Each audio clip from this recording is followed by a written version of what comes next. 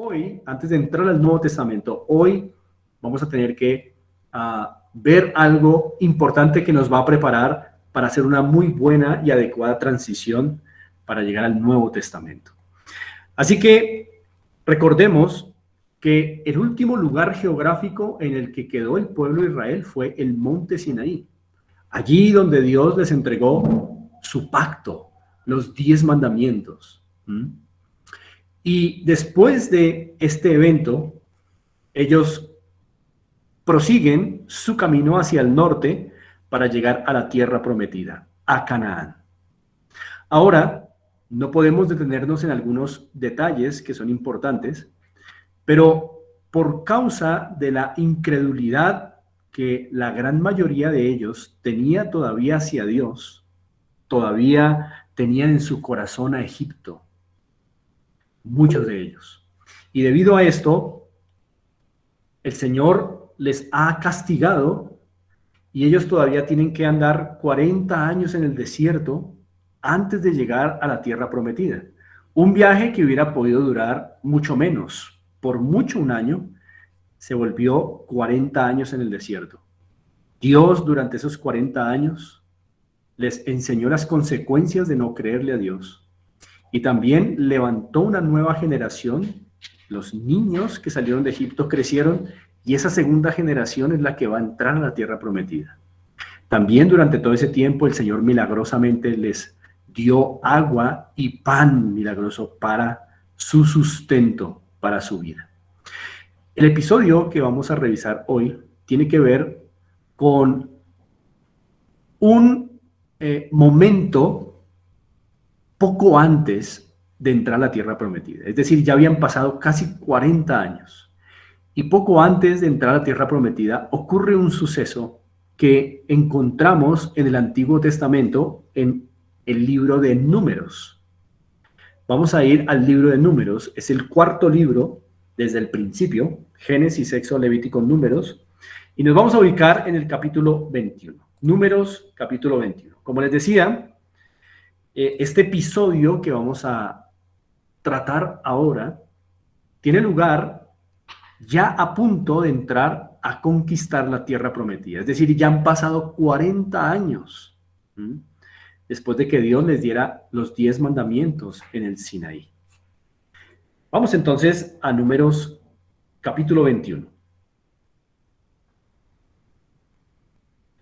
Vamos a mirar los versos 4 al 9.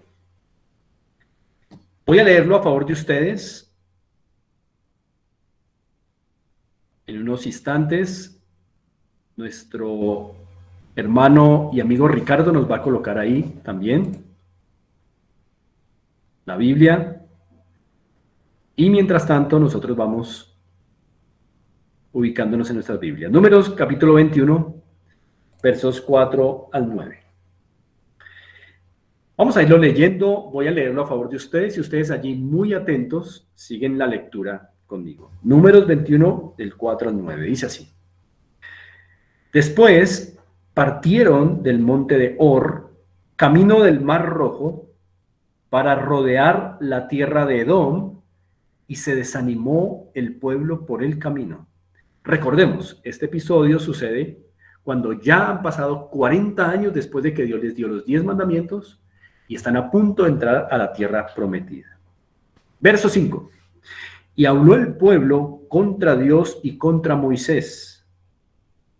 ¿Por qué nos hiciste subir de Egipto para que muramos en este desierto? Pues no hay pan ni agua, y nuestra alma tiene fastidio de este pan tan liviano. Y Jehová envió entre el pueblo serpientes ardientes que mordían al pueblo y murió mucho pueblo de Israel. Notemos este episodio terrible. El pueblo murmura de Dios y de Moisés y Dios les castiga. Poco antes de entrar a la tierra prometida, Dios les castiga. Y la manera en que les castiga es enviando serpientes ardientes. De manera milagrosa, estas serpientes se multiplican allí Y Dios las envía para hacer daño a esta generación incrédula. Esta generación cuyo corazón todavía sigue en el pasado. Una generación que todavía debe creer en Dios, está en deuda con Dios en cuanto a creerle. No le creen. A pesar de que han visto lo que Dios hizo con sus padres, han visto cómo Dios les ha sustentado en el desierto, con pan, con agua. Aún así, son incrédulos. Creo que es una generación que en un sentido se parece mucho a nosotros, ¿no? Todo mundo es sustentado. Todo el mundo tiene alimento diario. Todo el mundo tiene un cobijo. Todo el mundo tiene abrigo. Todo el mundo tiene posibilidades de disfrutar de esta creación. Todo el mundo tiene los beneficios de Dios, pero el mundo no quiere al Dios de los beneficios. Quieren los beneficios de Dios, pero no al Dios de los beneficios, ¿no? Y si nos ponemos a pensar en el impacto que esto tiene, podríamos, los que somos padres, pensar en ilustrar esto de esta forma. ¿Qué pensar nosotros los padres si uno de nuestros hijos, o si nuestros hijos, un día nos dijeran a nosotros, papá o mamá, mira, yo quiero disfrutar de todos los privilegios de lo que tú me das, pero no te quiero a ti, solo quiero tus beneficios? Bueno, ciertamente eso causaría un impacto enorme en nuestra vida, ¿no? Y miraríamos qué hacer. Inmediatamente veríamos que hay algo mal en nuestros hijos. Pues, básicamente, lo que estamos viendo es un pueblo que está disfrutando de los beneficios de Dios, pero que no quiere al Dios de los beneficios. Murmuran contra Él cuando han visto su mano poderosa. Y Dios soberanamente decide castigarles con la muerte, porque recordemos que la paga del pecado es muerte. No solo física, sino también eterna en lugar de tormento. El alma, después de que el cuerpo muere, va a un lugar de tormento. Si muere sin haberse arrepentido de sus pecados y haberse acercado a Dios a la manera de Dios, con sacrificio, derramamiento de sangre y fe en Cristo Jesús, el que habría de venir. Así que aquí hay muerte en el versículo 6, a través de unas serpientes que aquí se llaman serpientes ardientes.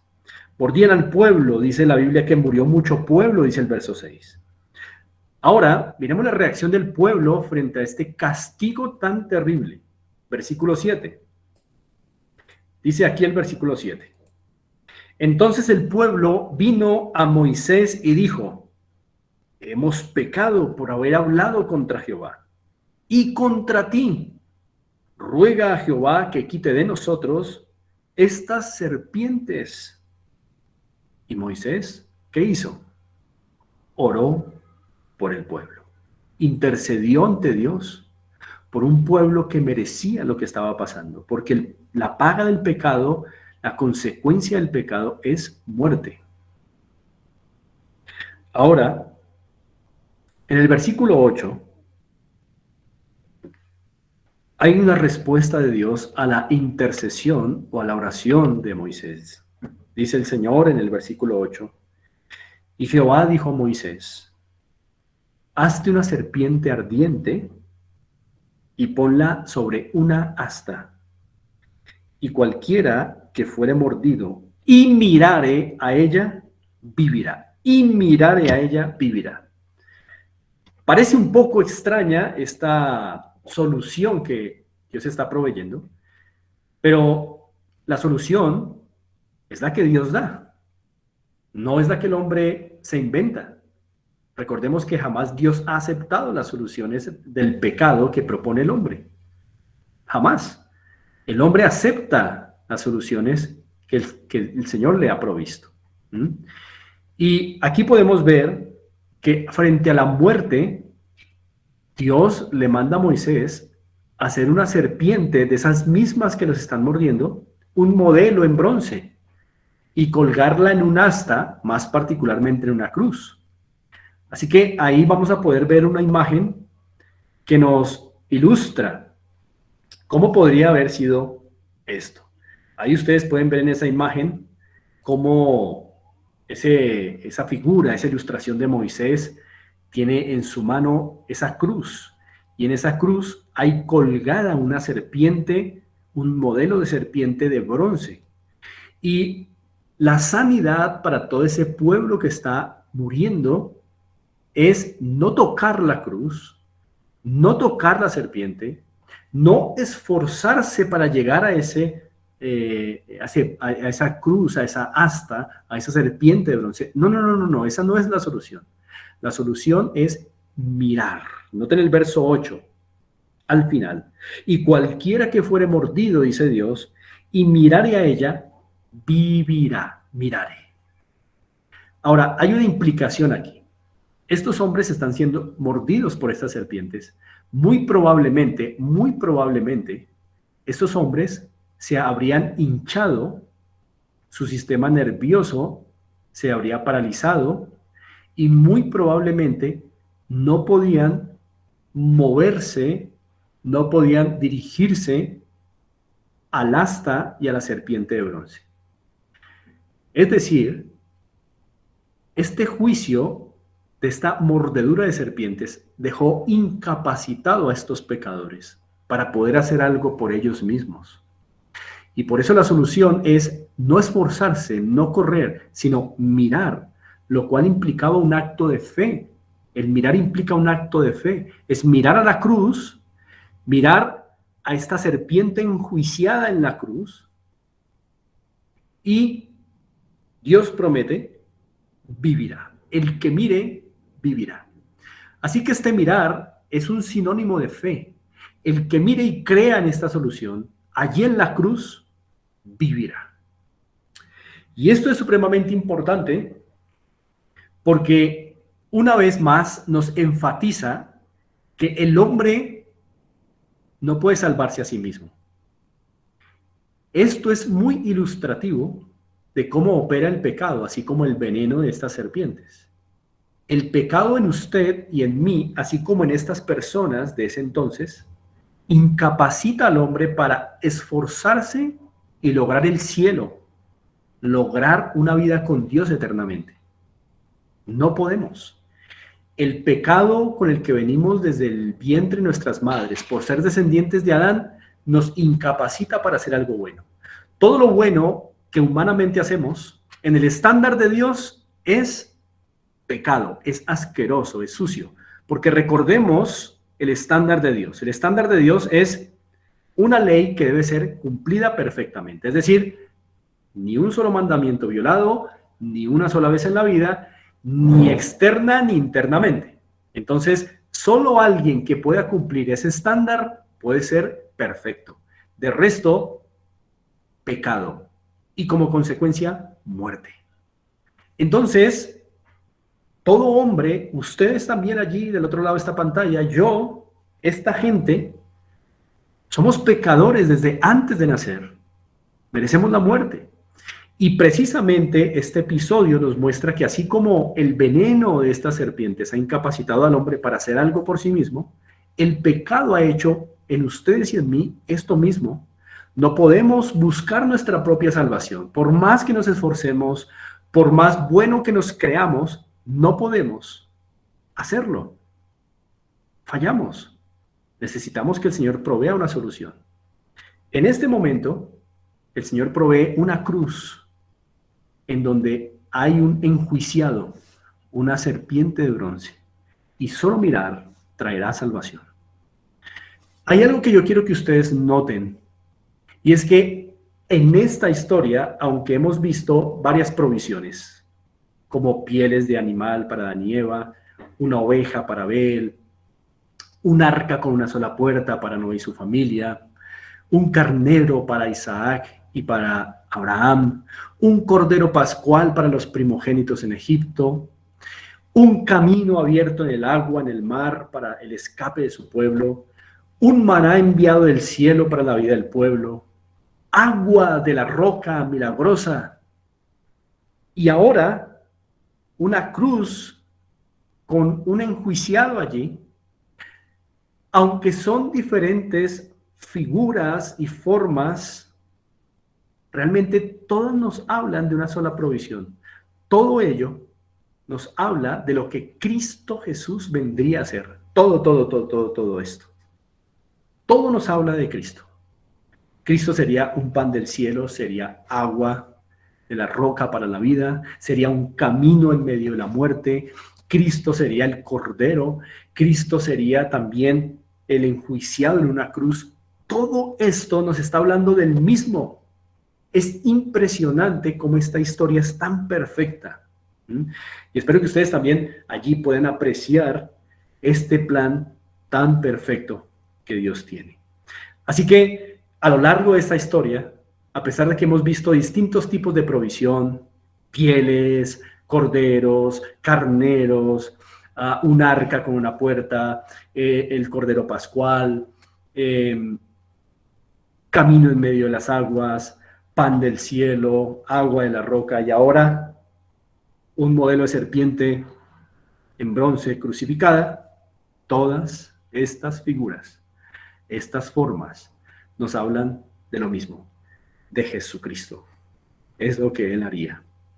Todo está apuntando hacia el futuro, para que los hombres puedan esperar en el único que puede salvar al hombre de que vaya a condenación eterna bajo la ira de Dios. Así que el versículo 9 concluye de la siguiente manera. Números 21:9. Y Moisés hizo una serpiente de bronce y la puso sobre un asta, y cuando alguna serpiente mordía a alguno, miraba a la serpiente de bronce y vivía. El poder no estaba en la serpiente de bronce. No había ningún poder, era una serpiente de bronce simplemente. La clave era dos cosas. Uno, la provisión de Dios que Él en gracia dio para la salvación del pueblo moribundo. Y segundo, esto por medio de la fe de ellos al mirar. Entonces ahí están las dos claves. Primero, que esta fue la solución que Dios propuso en su gracia, en su misericordia, de una solución a un pueblo que no lo merecía. Y lo segundo, ellos se apropiaban de esa gracia y esa misericordia por medio de lo que Dios les había mandado, mirar. Así que Dios en su gracia les dio salvación y esa es la clave de que ellos fueron salvados. Ellos pudieran haber tenido toda la fe, pero si Dios no daba la solución en gracia, no hubieran podido salvarse. Así que primero es la gracia de Dios dando su provisión. Y luego ellos, por medio de la fe, mirando, entonces eran receptores de todos los beneficios de esta gracia que Dios les había otorgado. Así entonces, este episodio nos habla de que el hombre necesita salvación, no puede salvarse a sí mismo, está incapacitado para salvarse a sí mismo, pero que Dios, como siempre, es el que salva al pecador. Muy bien. Ahora, después de este evento, y aquí voy a saltar mucho, pero muchísimo. Aquí voy a pasar por alto muchos muy buenos e importantes acontecimientos, porque quiero llegar a un punto. Vamos a pasar años de historia por alto para poder llegar a este punto al que deseo que lleguemos. Pero después de este evento, ellos conquistan la tierra de Canaán y el maná ya cesa, porque ahora hay nueva comida en Canaán. Ellos van conquistando sistemáticamente la tierra prometida y luego se vuelven una nación entonces con su propio territorio. Allí tienen muchos privilegios, pero también tienen muchos problemas. Este pueblo va a caer una y otra vez en idolatría y van a sufrir mucho. El primer mandamiento es: no tendrás dioses ajenos delante de mí. Y van a sufrir mucho. Al punto de que este pueblo que era unido, alguna vez Dios lo separó, lo fragmentó en dos partes, el sur el norte, y así la nación de Israel perdió fuerza para siempre. Pero Dios iba a seguir tratando con su pueblo en el sur, porque en el sur, precisamente, era en donde habría de venir el Salvador. Y por eso lo que quiero que hoy veamos es algunas profecías que el Señor dio a través de hombres llamados profetas para animar al pueblo en la peor época de su crisis, es decir, cuando se dividió, cuando Dios lo dividió por su pecado de idolatría, en norte y sur. Y en esa peor época de crisis de su vida, el Señor envió profetas tanto al norte como al sur para animarles a venir a Dios en arrepentimiento. Y también para advertirles que vendría juicio si no se arrepentían. Pero también, en medio de esas profecías, Dios dio algunos importantes puntos de revelación acerca de la cercanía de la venida del libertador, del Señor Jesucristo. Y Dios dio algunas profecías muy específicas acerca de Jesús, para que el pueblo reavivara su esperanza en Dios al ver de cerca la venida del libertador, es decir, la venida de Cristo Jesús. Así que con estas profecías el Señor les estaba diciendo, está pronto a venir el deseado, está pronto a venir el libertador, está pronto a venir el que es escogido para dar salvación a los hombres. Y en una manera de que ellos podrían ser persuadidos también a través de estos profetas para volver su rostro a Dios.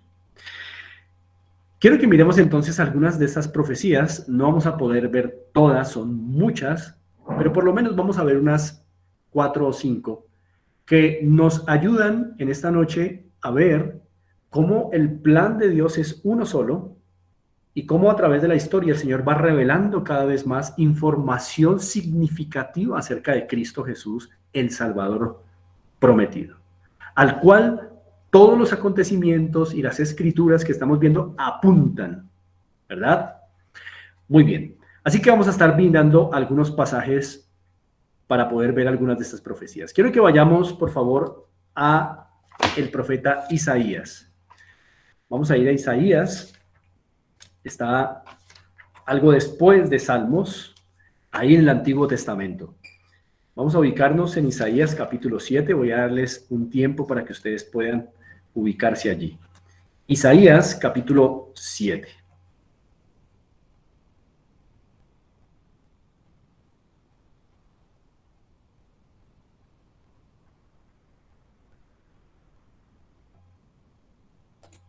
Muy bien.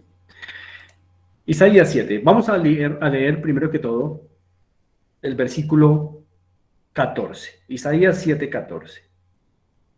Aquí hay una profecía que fue dada por este profeta Isaías unos aproximadamente 800 años antes de que viniera Cristo Jesús.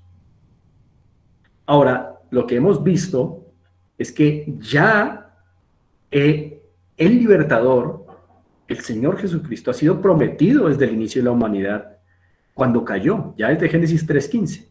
Lo que vamos a ver hoy son unas profecías que ampliaron la información acerca del libertador que no había sido dada antes. Antes se sabía que el libertador iba a venir como el descendiente de la mujer. Sabíamos ya, como habíamos visto, que sería descendiente de una línea en particular, de la cual hacen parte Noé, Abraham, muy bien, Isaac, Jacob, Judá, todo eso ya lo vimos, ¿no? Pero ahora hay unas profecías en la peor época de crisis de la nación de Israel, cuando está dividida, en la que los profetas amplían información de este Salvador, una información muy significativa, con el propósito de que el pueblo entienda que su redención está cerca, que su salvación está cerca, y que está solo en esa persona, en Cristo Jesús, así como lo está para ustedes y para mí, en la misma persona, no hay otro. Isaías 7:14 dice así entonces: Por tanto, el Señor mismo os dará señal. He aquí que la Virgen concebirá y dará a luz un hijo y llamará su nombre Emmanuel. Esta es una profecía maravillosa.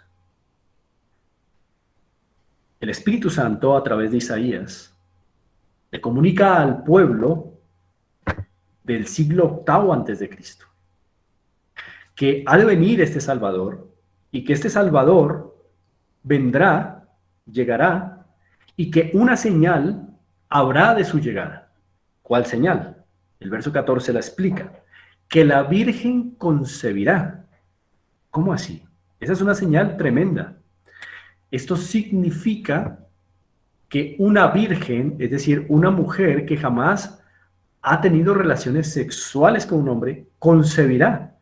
Pues eso es una señal impresionante porque ninguna virgen concibe. La señal en sí misma es tremenda, es poderosa. Ninguna virgen concibe. Eso jamás ha pasado y jamás va a pasar, excepto una vez en la historia, como señal de que ese evento trae al Salvador, al Señor Jesucristo. El día en que una virgen que jamás ha tenido relaciones sexuales conciba en su vientre, entonces esa señal servirá a todos para decir, este ha de ser el prometido, el Salvador. Además, esta profecía promete que ese hijo se llamará Emmanuel. Y esta es una porción de esta profecía también muy importante, porque nos dice que el hijo de esa mujer no sería un simple ser humano, ya que su nombre sería Emmanuel.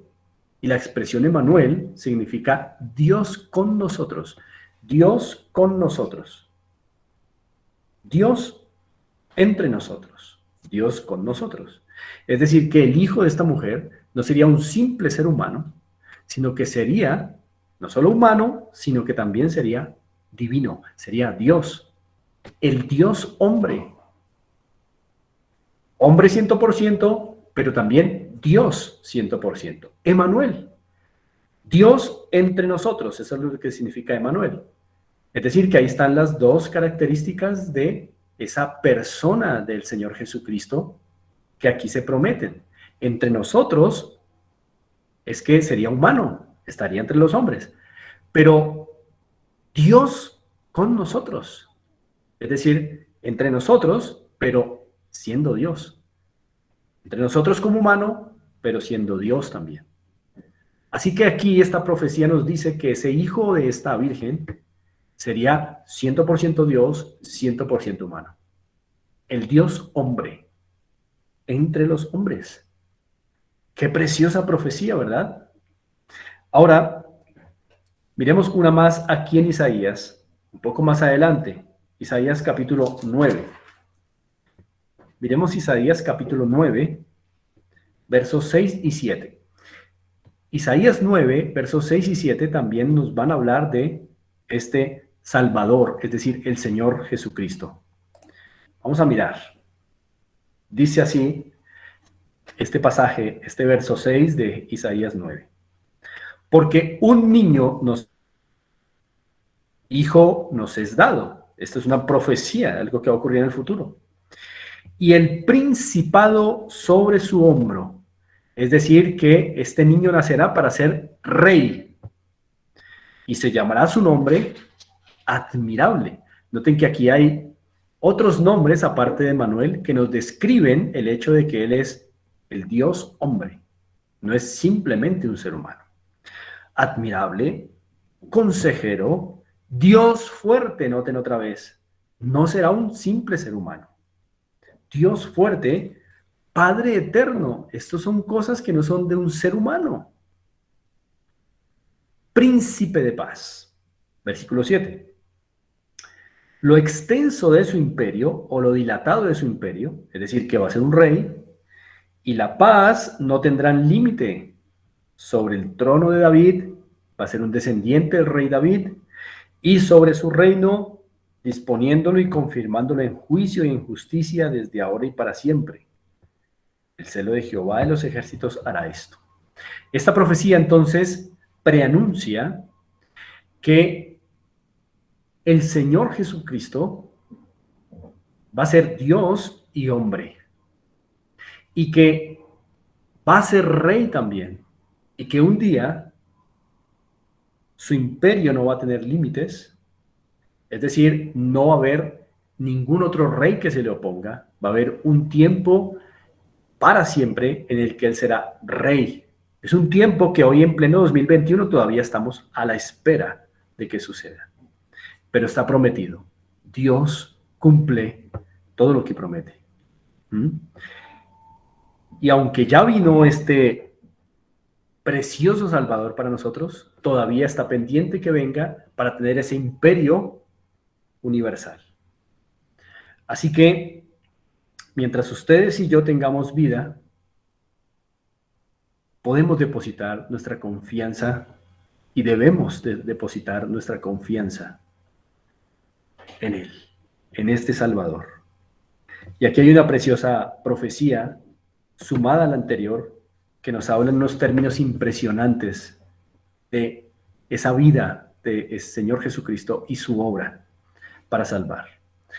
Ahora, quiero que miremos aquí mismo en Isaías el capítulo 53. Vamos a Isaías capítulo 53. Isaías 53. Isaías capítulo 53.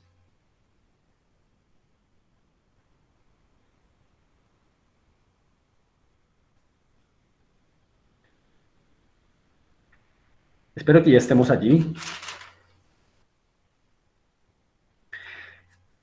Y este capítulo también profetiza acerca de el Señor Jesucristo, de este Salvador prometido desde el Edén. Vamos a mirar algunas cosas que se profetizan aquí, pero ya las que hemos visto nos hablan de que el Señor está ampliando detalles acerca de este libertador, cosas que no se sabían antes. Impresionante que el Señor diga que este va a ser Dios hombre, que va a ser un rey, que va a tener un reino que no tiene fin y que no tiene límites, que va a traer la paz. Claro, impresionante. Ahora vamos a mirar Isaías capítulo 53. Isaías capítulo 53. Y vamos a mirar qué se nos dice aquí del Salvador. Vamos al versículo 3, Isaías 53, 3. Bueno, estando todos ahí, vamos a leer, voy a leer a favor de ustedes. Dice así: despreciado y desechado entre los hombres, varón de dolores, experimentado en quebranto, y como que escondimos de él el rostro, fue menospreciado y no lo estimamos. El profeta habla en términos de algo que parece que estaba ocurriendo en su tiempo, pero esto es muy común en los profetas. Hablan de sucesos que van a ocurrir en el futuro, pero los hablan en términos como si estuvieran ocurriendo en su tiempo. Pero realmente lo que el profeta está diciendo en Isaías 53 es una profecía que se cumplirá en el futuro. Y habla del Señor Jesucristo como despreciado y desechado. Por eso ustedes miran en Isaías 52, el versículo 13, si tiene Reina Valera, ustedes en Isaías 52, 13, yendo un poquito atrás, ven un título. Y ese título es Sufrimientos del siervo de Jehová. Y ese siervo de Jehová es claramente una referencia a el Señor Jesucristo.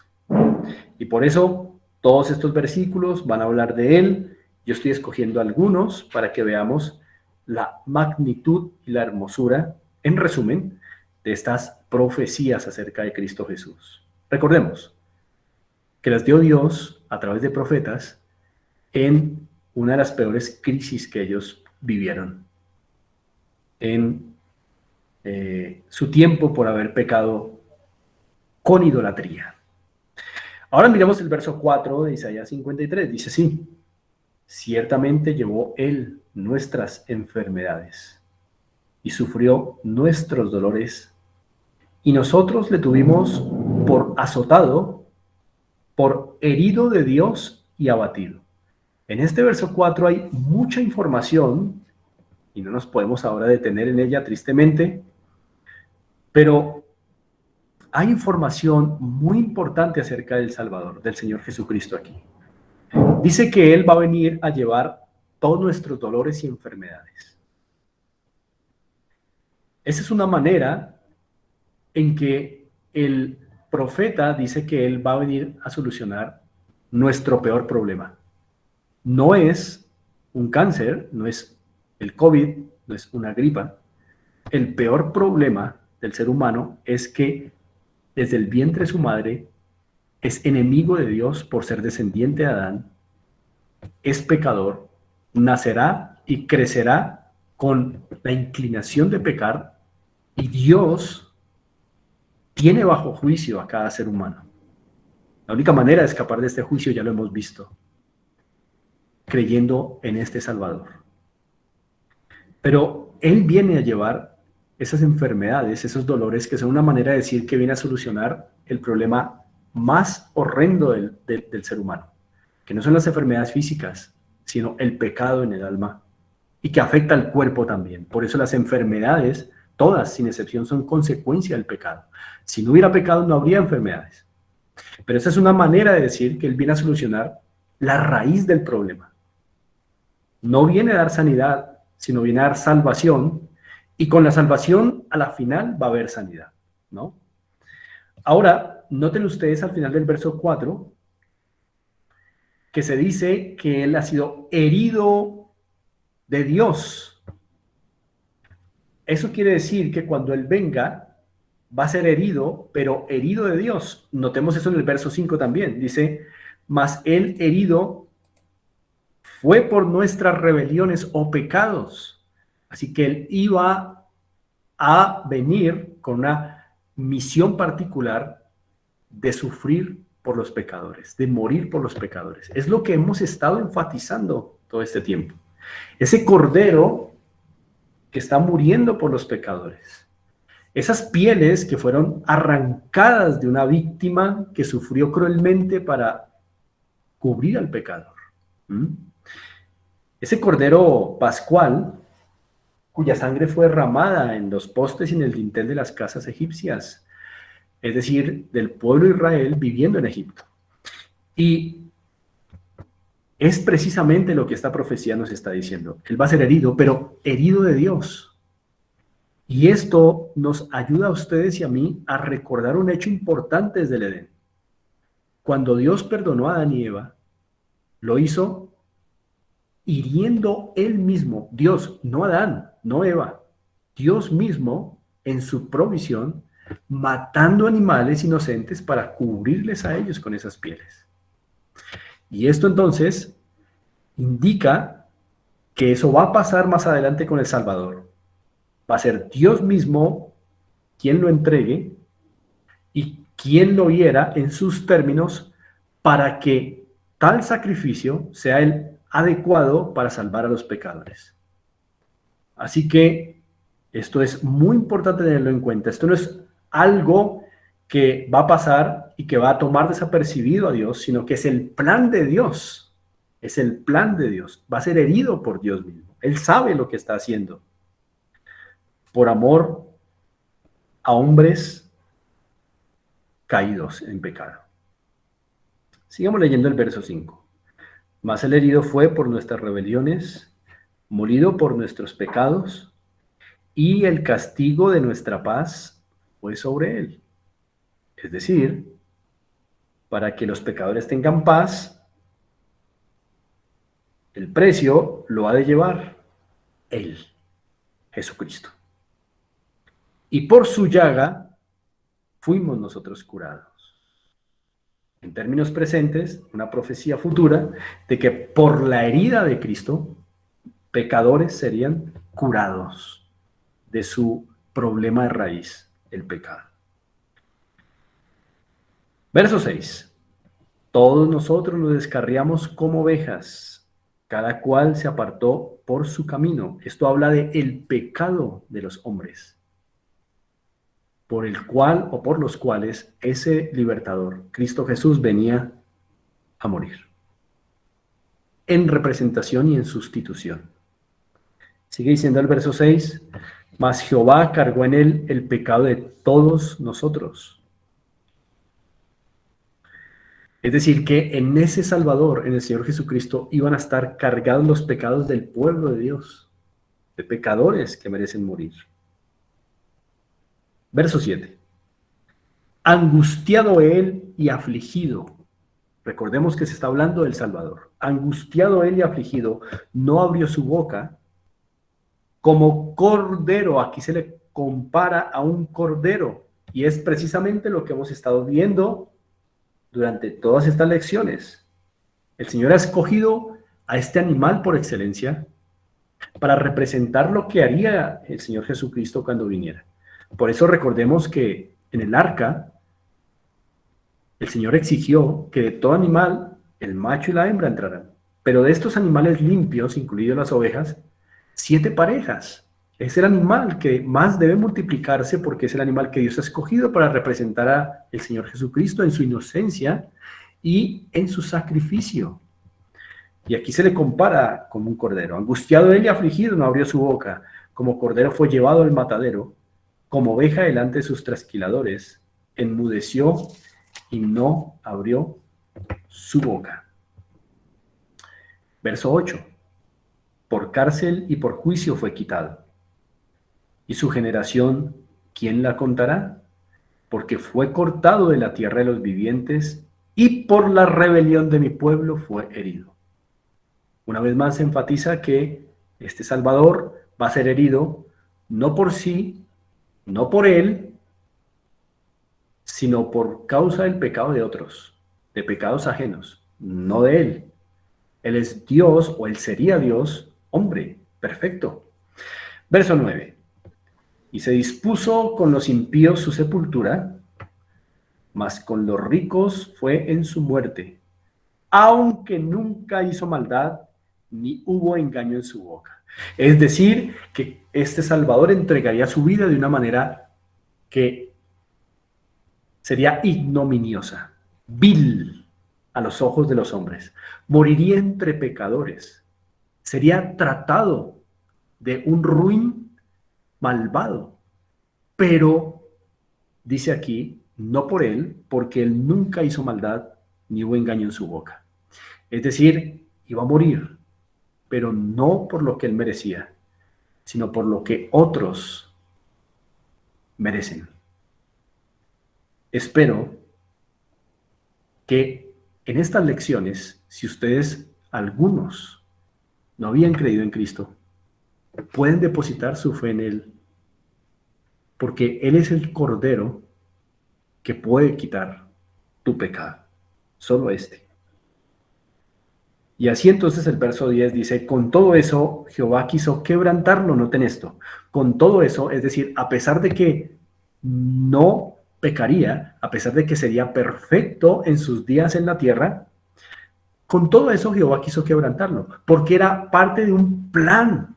Recordemos, desde Génesis es el plan de Dios, no es el plan de Adán, no es el plan de Eva, no es el plan de Andrés y no es tu plan, es el plan de Dios. Por eso, a pesar de que vendría y sería perfecto, cumpliría el estándar de la ley de Dios, aún así Dios tenía que quebrantarlo porque estaría representando a pecadores. Sigue diciendo el verso 10. Con todo eso Jehová quiso quebrantarlo, sujetándole a padecimiento. Cuando haya puesto su vida en expiación por el pecado, o en sacrificio por el pecado, verá linaje, vivirá por largos días. Es una manera de decir que resucitará, y la voluntad de Jehová será en su mano próspera. Es decir, va a morir, pero también va a vivir, o va a volver a vivir. Y no solo va a volver a vivir, sino que será prosperado eternamente. Impresionante profecía. Se promete que él va a morir cruelmente entre los pecadores, tildado como un pecador, pero no sería pecador, sino que estaría representando a pecadores, pero después de morir volvería a vivir eternamente y sería prosperado. Cosas que Dios permita, miraremos con más detalle más adelante. Así que aquí hay unas profecías magníficas. Vamos a ir culminando. Vamos a ir a Miqueas. Es posible que les dé más trabajo ubicarlo. Está más adelante de Isaías y antes de llegar al Nuevo Testamento. Miqueas, capítulo 5, nos ubicamos allí. Voy a darles un tiempo para que ustedes lo puedan allí ubicar. Miqueas, capítulo 5.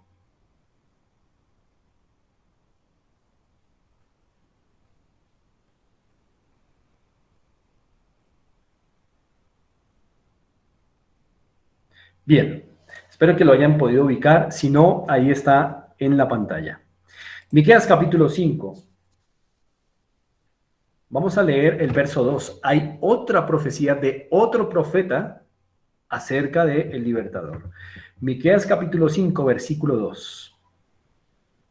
Dice así: Pero tú, Belén, Efrata, o fértil, pero tú, Belén, Efrata, pequeña para estar entre las familias de Judá. Es decir, Belén era un pequeño poblado de Judá. Dice Dios, a través del profeta Miqueas, de ti, es decir, de ti, Belén, me saldrá el que será Señor en Israel. Esta es una referencia a el Señor Jesucristo.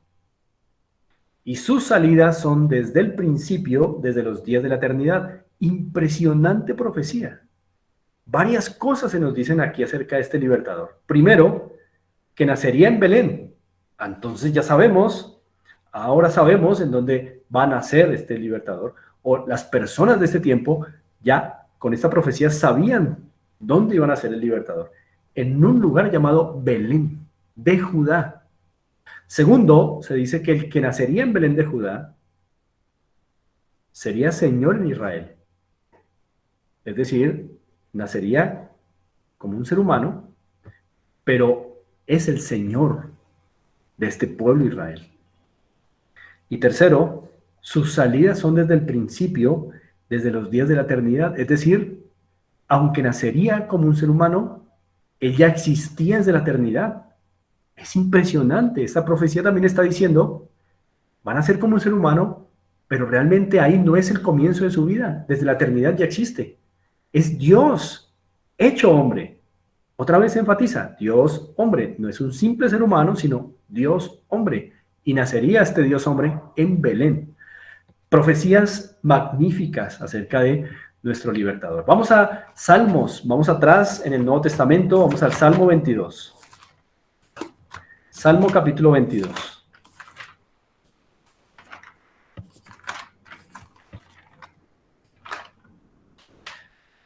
Salmo capítulo 22, allí vamos a ver otra profecía acerca de nuestro amado Salvador Jesucristo. Salmo 22.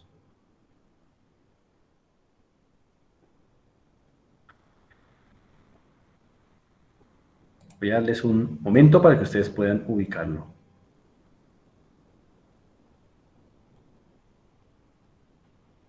Muy bien. Salmo 22. Dice así, vamos a leer el versículo 16. Dice así: porque perros me han rodeado, me ha cercado cuadrilla de malignos.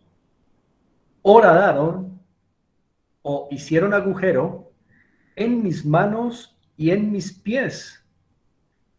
Esta es una profecía que nos habla de sufrimientos que ya nos había dicho Isaías 53, cuando él viniera para dar su vida en rescate por pecadores. Pecadores como ustedes y como yo. Le iban a hacer agujeros en sus manos y en sus pies. Esto es una referencia a la crucifixión. Aquí está claro. Verso 17, contar puedo todos mis huesos, entre tanto ellos me miran y me observan. Es decir, que iba a ser expuesto públicamente, una ignominia. E iba a quedar despedazado allí y con agujeros en sus manos y en sus pies. Ahora, quiero que miremos también aquí en este mismo Salmo, o más bien en el mismo libro de Salmos, Salmo 16. Vamos a Salmo 16.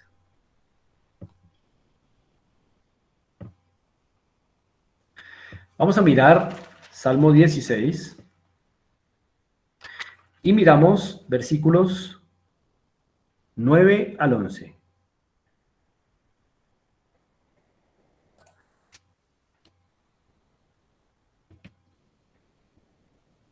Bien, ¿estamos ahí? Vamos a mirar el Salmo 16.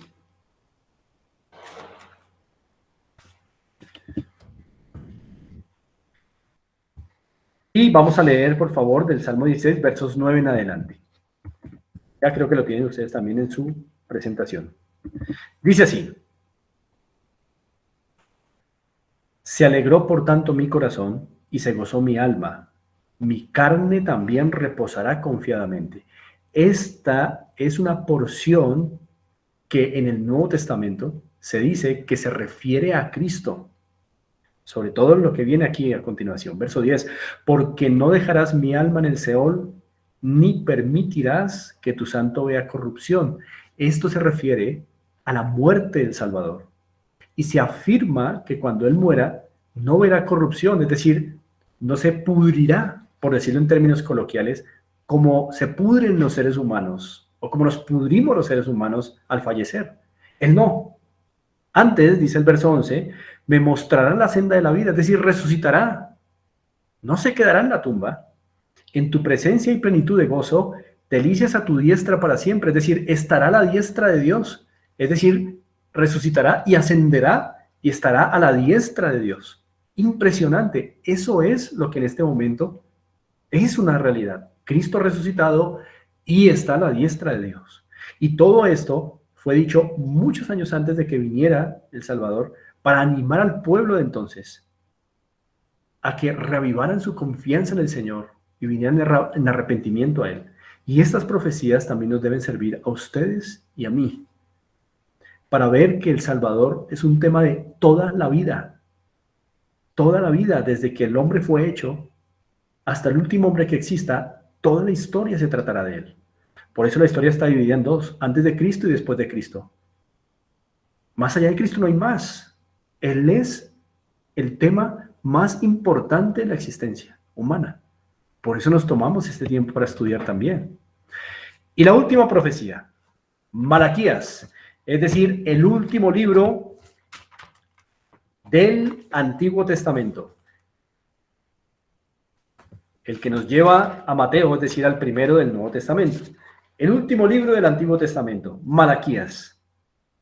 Malaquías.